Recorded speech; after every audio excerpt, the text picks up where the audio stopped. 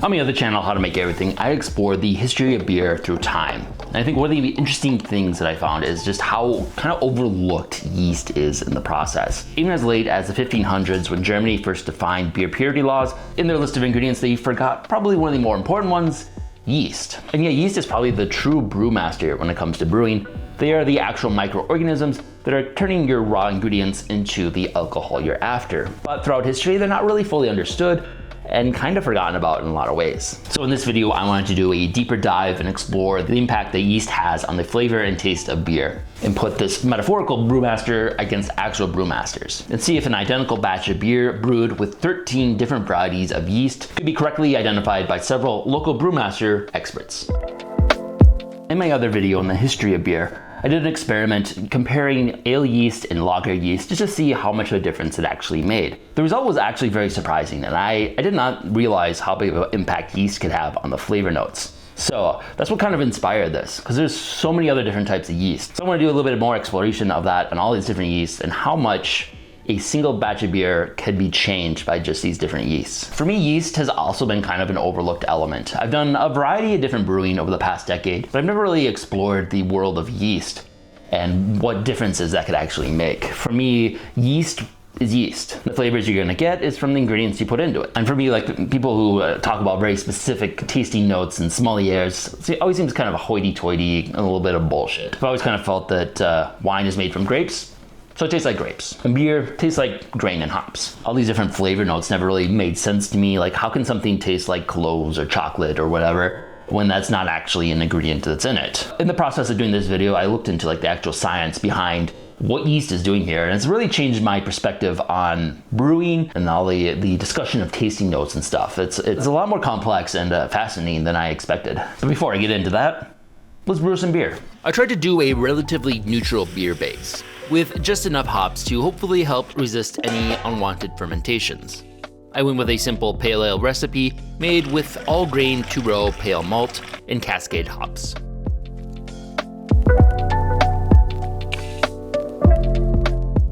Then the hard part, splitting it into 13 different fermentation vessels and pitching each with a unique yeast. Each yeast has a different ideal temperature of fermentation, so I ended up setting them up with a gradation of temperature, using a drafty winter window on one end and heating pads in the middle, running a gradation from 50 degrees up to 95. As I said at the start, I'm not too experienced in the world of brewing yeast, and I tried to select some that would have very differing flavor profiles. Some, however, are probably going to overlap a lot and have very similar flavors. The list I settled on was ale, lager, kolsch, wit, saison, brett, Philly sour, and Quebec. Then I threw in some curveball with some less traditional beer brewing yeasts. So I did wine and the bread yeasts. The wild yeast that I cultivated in a jar around some plants and fruit over a few days. And lastly, just for some extra fun, I did one that I'm calling the raw dog. And this one I'm going to do basically nothing. I'm not going to pitch it with any yeast, and I'm not even going to seal it off against the world. This is going to be completely raw to the world and every bacteria around it. So that one might be interesting. Over the next weeks, the result was pretty fascinating. Each jar was very different, fermenting at completely different paces. Notable was Quebec. It brewed at the hottest temperature and it took off super fast, which is what it's known for. The Brett was barely active at first, and I thought it might be a dud, but then it eventually picked up. And then the raw dog started to look more and more disgusting and discolored. Now it's been several weeks of fermenting, and it seems like pretty much everything has come to a conclusion, and we've got some really interesting results. Kind of a weird kind of gamut of color, and just the rates of everything was very, very different results from all the yeast. Some of them were very slow, and some were super fast. The wild yeast that I tried to collect and cultivate was probably the slowest. I didn't think it was gonna work out, but it seemed to finally pick up towards the end, as long as just the raw dog. The raw dog one is probably the most interesting. That's just no seal, open to the elements. See what happens. I can see some at least penicillin growth on there, so maybe we've made penicillin. This is gonna be a worst case scenario when you brew beer. While looking quite disgusting, fortunately, there's not really any contaminations that can survive in fermented alcohol that can actually hurt you. So at worst, it's just gonna taste off. Just to be safe though, I strained out the solids and ran everything through multiple passes with a UV sterilization. I thought for sure this one would smell and taste horrible, but in reality, it actually did not taste horribly different from the others. But the rest of these I think look very promising. Color contrast between all of them, definitely interesting. Just gotta bottle all of this up, and then give it a couple weeks, and then we can start tasting. After letting the bottles carbonate for a few weeks, it's now time to put them to the test. And this is going to be pretty much an impossible test. First off, I'm doing 13 different varieties of yeast. Just statistically, trying to correctly identify each and every one of these is going to be hard, especially since some of them are very, very similar. Secondly, I didn't really brew any of these in like the proper process. Usually a yeast is specialized for a specific beer, and which is brewed with specific ingredients in a certain way. These are all brewed the exact same way up into the yeast. So there's gonna be a little bit uncertainty with that, I think. Third, I threw in several curveballs here with wine yeast and wild yeast and baker's yeast, things that these brewers are probably not super familiar with. So it's gonna add a bit of extra challenge to them, I think. And then lastly, I am not a professional brewer. As I said at the start, not familiar with most of these yeasts, never brewed with them before. So there's a high probability I'm gonna mess something up and they're not gonna turn out quite right. I'm gonna get something wrong in there. I also brewed them all right next to each other, so there's potentially some cross-contamination that could have happened. So in the end, they're kind of at the mercy of my abilities. Any failures on their part might be a reflection more of me as a brewer. First up, I did do a taste testing myself. The results were very surprising for me. Each brew tasted very unique, more unique than I was expecting. But actually identifying any of them was pretty much impossible for me. I tried to make some of my best guesses on some of them, but in the end, I really only managed to confuse myself more than anything. A lot of them are surprisingly good, I would say. Definitely a lot of mid ones. I would say this one's the worst. This one's pretty watery. Some interesting flavors. Some surprisingly fruity ones, I think are definitely the more interested. Let's see if these brewmasters know what they're doing. First up, I went to Utepils Brewing. Hi, I'm Dan Justison. I'm the founder of Utepils Brewing. We opened up here in 2017 with the idea to be a little bit different, focus on European style lagers and ales that have had a long tradition and history of making a lot of people happy. Something a little different than the more normal, I think, for Minnesota, heavy on the IPAs. It's just, we're going up the left lane while they're going up the right lane. We distribute across Minnesota, a little bit of North Dakota, Wisconsin. And, last year we opened up Omaha and the Lincoln, Nebraska areas to our products. Hi, I'm Eric Harper. I'm the brewmaster at Utepils Brewing in Minneapolis. I don't know how well I will do. There are some weird ones on there. So like the bread yeasts and sourdough yeast. I don't know, I guess we'll find out. Start with A. I'm gonna make some notes as I go, I guess. That's a weird one to start with. It's definitely like sour, like Brett-like. It's kind of interesting like how different the colors are with the same wort.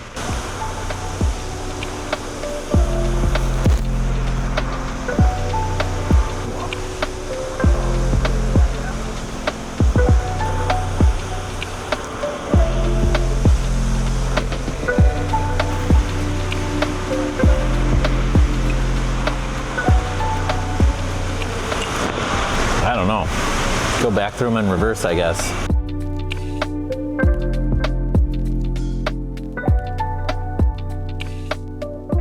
Any of them stand out as like really obvious what it was? These two on the end seem the cleanest, kind of to me.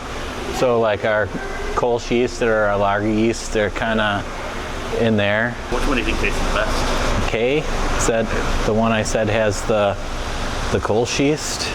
Any of them stand out as the worst? I made a face like pretty bad around H, I think. Yeah. It smells like a diaper, like it's bad, in my opinion. I got one right. I got Philly Sour. Next stop was Falling Knife. So we opened in October 2019, 5 months before COVID. So that was like the original tap room. And then we built this back tap room out as sort of the party fun, pinball. And at any time we're trying to keep 16 on tap, but right now we have such a demand for some of our core brands, it's hard to brew anything else. So that's where the magic happens. Yeah, any one of these fermenters is usually full of something right now. So yeah, 20 barrel brew house, 20 barrel fermenters, 40 barrel fermenters, 40 barrel bright. We got a 60 barrel bright we added, centrifuge. This thing costs more than a fancy sports car. So instead of like a filter or like using like finings, they spins the beer out, but we can actually control the turbidity. So say for like a hazy, you're not gonna wanna strip all the haze out, but for a lager, you do, Fancy German engineering. So the bowl is where it's actually spinning, and then that's where it's rejecting into. So it ejects the solids and everything down the drain. and then it spins that out and keeps the beer. Oh yeah. You can kind of see here's like the production side with this floor, and then the tap room side over there with a little bit different floor. Since we have such long runs of the tap lines, we have these things called fobs. They call them foam on beer. When a keg actually caches, drops the float in here. So it keeps beer in the line all the way to the faucet. So when you put a new keg on, you don't have to waste like a gallon of beer. It keeps the line packed with beer. So generally putting the same brand right back on. If you didn't have these, it would drain the line all the way back, and then you'd be messing with foam for like pitchers and pitchers, So it saves a lot of money in beer that you don't need to dump in foam down the drain. So. Tom Berg, Falling Knife Brewing Company. I am the head of beer. We'll start from this side. Pretty clean, a little tart. It's got kind of a wine finish, but that doesn't necessarily mean it's a wine yeast. That's pretty pale ale-ish. Pretty clean. Whoa, okay. Now we're getting interesting. I like it. Whoa. Pretty sure that's Brett. I described the barnyard funk or horse blanket. That's definitely kind of what I'm getting from there. Boy, it's going to be tough to differentiate a lager and a Kolsch yeast. No, I think that's one of the bread yeasts. Although I don't have a lot of experience drinking beer with bread yeast either. This is tougher than I thought it would be. I think that's the Philly. That's the first one that's like truly like sour. But it could even be a Saison. I can kind of like group them to like clean, tart, funky, but that's going to be the hard part. The ale versus the Kolsch, or the Kolsch versus the lager. Whoa, okay.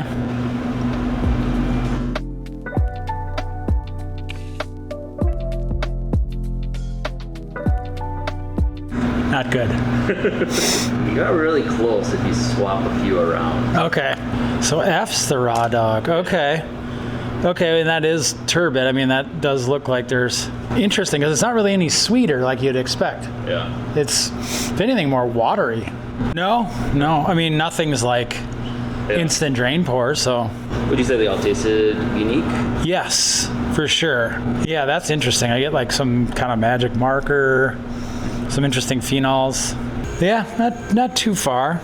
Honestly, I think the B was almost the most true to style, which ended up being the wine yeast, but I picked ale yeast. This one was like the mind effer, because it's like turbid and darker and weird. Right on. Well, that was fun, interesting, and exciting. Then I was on to Insight Brewing. Welcome to Inside Brewing. What we have going on here is a collaboration, North Star Roller Derby folks. We do a fair amount of collaborations here. Opportunity to bring some folks in, brew some fun beer, and then usually have $1 per unit sold per beer go to a charity of their choice or to their business as well. The cool thing that we have here is we have 2 different brew houses. So we're brewing today on the pilot. So the pilot system is pretty much designed to keep the tap room pumping with super fun stuff. I'd say we do that about 80% of the time, and then 20% of the time is going to be a bit more. Will this work? We're going to brew this in the fall. It's a really dumb idea or a really cool idea, but I have no idea if people are going to like it. So put it in here first, see if it works, and then scale it on up if it does. Outside we have our larger production brew house. So this is 30 barrels. It's usually turning most days out of the week, and we use this to feed our cellar. This one over here is 5, so this one is 6 times, and usually when we brew, it's twice in a day. This is our cellar, 12 60-barrel tanks, 4 60-barrel bright tanks. The goal is that they're all full at any given moment. Usually aren't, usually have 1 or 2 empty. Inside have been around for 10 years, and we've been operating on the same canning line for the better part of those 10 years. And we decided to opt for a canning line that can run just a little bit faster. Some of the unique things about it, it's got 2 fill lines. So 6 heads per, so it's able to fill essentially 12 cans at a pop. We're able to run between 80 and 100 cans a minute, which is significantly faster for us. Kind of unique in the sense that fills work off conductivity sensors. So essentially, when the top of the foam reaches a conductivity sensor, it'll decide to shut those electrical coils. The canning out today is a good old Trollway. So Trollway has been a staple of Inside Brewing for 10 years. It is far and beyond our #1 beer. My name is Sean Carnahan. I am the Director of Brewing and Brewing Operations here at Insight Brewing. I've been here for about 4.5 years myself. Insight Brewing has been here for just over 10 as of last fall, and I have no idea what to expect about this.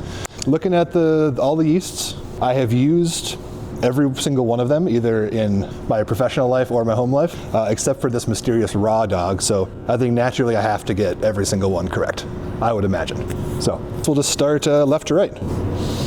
Okay, a little bit of spice there. Definitely some earth, some funk, real breadiness there. Brettanomyces for that one. Moderately clean, get some real funky character, some fruitiness there too. I wonder if that's carryover from the previous one or if that's new. I am going to put a question mark next to that one. Real earthiness on that one. A little bit about like citrus, lemon. This one I think could maybe throw a curveball in there. Off the bat, I'm thinking either lager or Kolsch. Is that lemon? That's maybe a little bit tart. There's a possibility that's a really clean Philly sour. Immediately that gives me English characteristics is what I think. But that could be the beer as well. Seems a little bit, could be thrown off. A bit of caramel, a bit of malt, say a mild acidity on there, but overall super clean. I'm gonna go Nottingham ale yeast on that one. Acidic without being tart. Smooth, doughy. I'm gonna take a stab. I'm gonna go sourdough with this one. We'll see.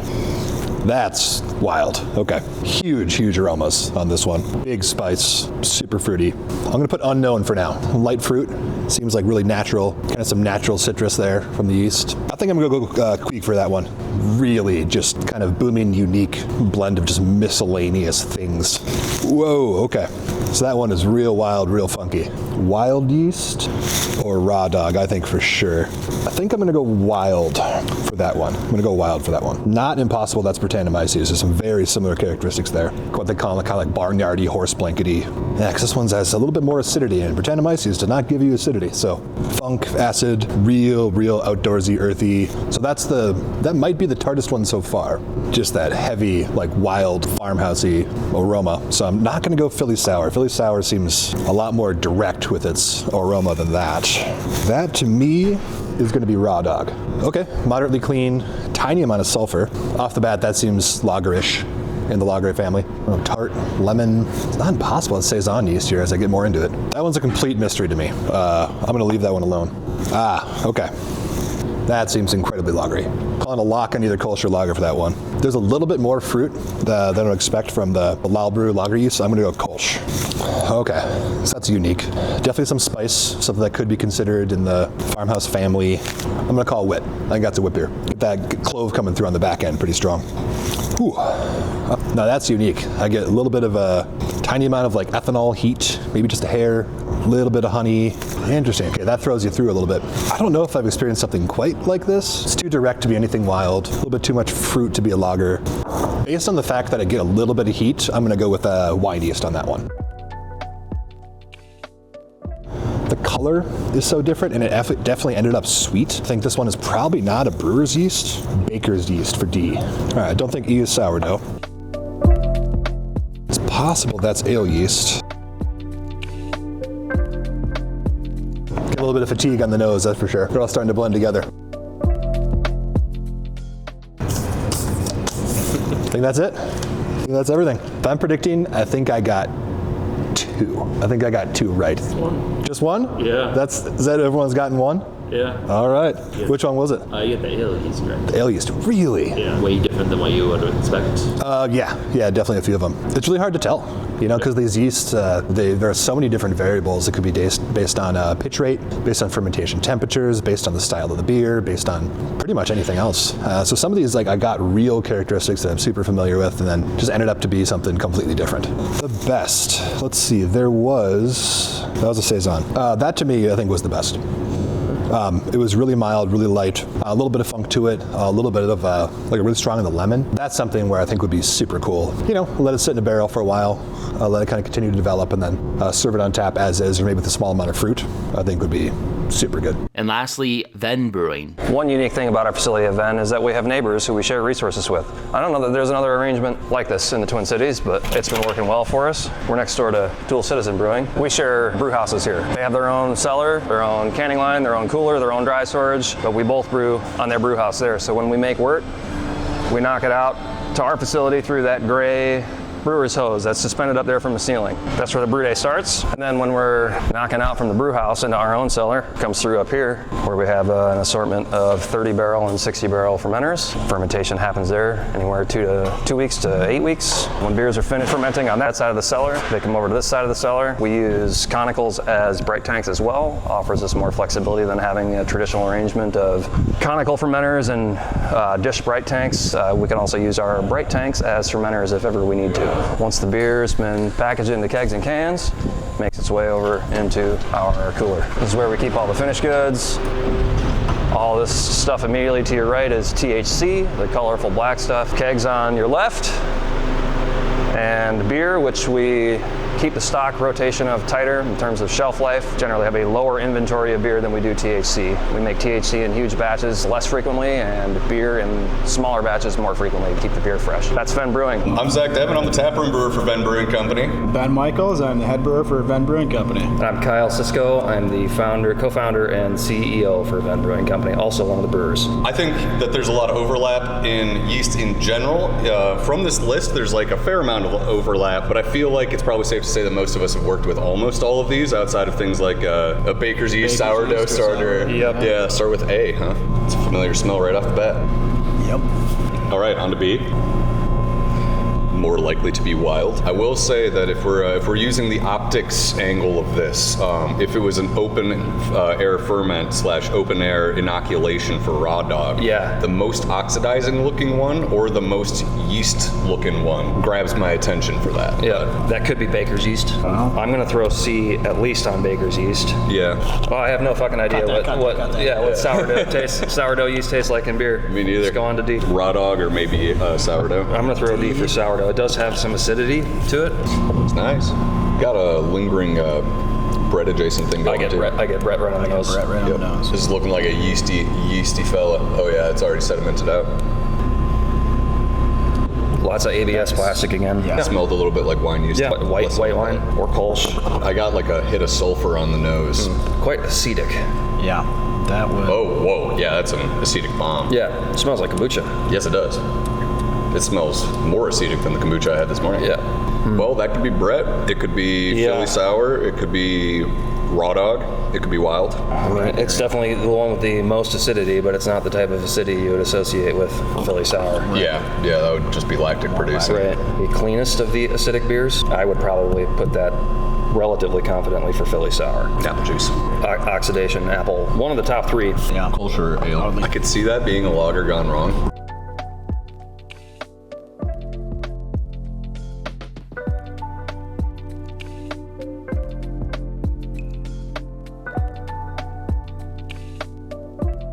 That's it. Two. Yeah. 2 out of 13. Table full of saucy brewers. Huge thank you to all the brewers who participated in my challenge. I pitched this to them as an impossible test, and despite that, they're all game to still give it a shot. Despite everyone only getting one right, and the team effort from Ven leading at 2, pretty much all of them were in the ballpark with a lot of their tasty notes. I think mostly getting a little misled by all the very similar yeasts in the test. But all of my samples were basically outside of their normal context, considering I did even like a wit style beer in a mash with no actual wheat. So I imagine the context was a bit off for everything for them. Ultimately, the flavor notes are derived from a combination of the wort chemistry, the fermenting temperature, dissolved oxygen, the yeast strain, and a bunch more. So things were not all ideal for that. Also, trying to pitch 14 different brews, each with their own unique yeast and their own unique process, was a little bit difficult. So there's potentially some mix-up that might happen there, and overall less than ideal brewing here. Which is probably why none of them really tasted the greatest, but overall, turned out to be pretty good. Actually kind of surprised how well most of them ended up tasting given the circumstances. I thought the raw dog sample was particularly interesting. It certainly wasn't great, but I still considered it drinkable. The only one I would not drink more of was the baker's yeast, which was surprisingly pretty bad. I found that a lot of the Brewmasters were very focused on detecting the Brett flavor, and only after I did this did I learned that Brett is actually historically more of a contaminant and tries to be removed. It's something they're more familiar with in the contaminant space, I think. So they might have been expecting a little bit more off flavors in that one than the relatively clean result of the cultivated Brett strain that I used. So in the end, I was really surprised with their ability to identify the unique flavor notes on each and just how close they were to like what it's supposed to be. I'm also surprised that all the brews ended up tasting so different across the board. Technically, these are all the exact same beers, all brewed, exact same ingredients, and then pitched with the same family of fungus. Most of these are even the same species of yeast. So why did all of these different yeasts result in such vastly different flavors? After I looked into this, I realized I had a rather grade school understanding of the yeast fermentation process. You feed a simple sugar to yeast and it gives you ethanol and CO2. Which is mostly true, but in reality, there's another over a dozen metabolic processes that the yeast is doing that are producing a wide variety of compounds that affect the final flavor, aroma, mouthfeel, and clarity of the beer. Most important of these are probably the esters, phenols, and VDKs. These were the main flavor notes that all of the brewmasters were commenting on. And perhaps what I found most interesting is a lot of these chemicals are the exact same chemicals that you find in the actual fruits and other compounds that help give them their unique flavor. So it's not so much that they share a passing resemblance to these other flavor notes, is that they actually share the exact same chemicals. Which I find just crazy, that these microorganisms happen to just produce these exact same compounds through a unique method, giving us these shared flavor notes. So when someone comments on the tasting notes of a drink like that it has hints of banana, they are often literally tasting the exact same compounds that are found in bananas. Specifically, likely the ester compound isoamyl acetate. And these compounds are really only present in very trace amounts. Besides producing the ethanol and CO2, the other metabolic reactions are very minuscule. However, we are able to taste and smell even trace amounts of these compounds, starting as low as 1 to 10 parts per million. So it truly is just a hint. The reason different yeasts produce different quantities of each of these is the unique genomes in each strain, which dictates which enzymes it produces, how efficiently it works, and what metabolic pathways are active or repressed. Basically, they eat the sugar in slightly different ways and portions, yielding to different final products. Temperature is also a huge factor, so just the fact that each of mine was fermented at a slightly different temperature likely did a lot to change how the yeasts were operating and how it impacted the taste. Potentially, I could have run this whole experiment with different temperatures and the same strain of yeast, and potentially have gotten very different results as well. I think this project has really expanded my understanding of how yeast contributes to the flavor, but also in how we understand taste and flavor. I'm definitely curious to explore these flavor compounds, many of which are now artificially recreated in a very similar method to how yeast produces them for artificial flavorings in many things. So I think I might dive a little deeper into that topic in the future. So far, I haven't really done too much with this channel. I have a few limited run series I'm hoping to wrap up and start putting out as I have time. The first of which is going to be kind of a return to my first sandwich project as we near the 10-year anniversary of it first going viral. And with it, I'm exploring this process with other cheap foods in the kind of the new world that has drastically changed in the past 10 years. Since then, we've faced a world with increased global pandemics, inflations, increased international wars, supply chain collapse, tariffs, trade wars, climate change. Since then, everything has gotten more expensive and worse quality. So I wanted to revisit my original concept and see at what point it might actually make more sense to grow everything yourself. And to see that if with some more practice, if I can actually beat today's fast food quality. So be sure to subscribe as I start rolling out some of these new projects. Tragically, between doing our tasting and releasing this video, Tom ended up passing away unexpectedly. Tom left a big impact in the local beer community, and it was great to have this opportunity to meet him and share in his passion. The link to his family's GoFundMe is in the description.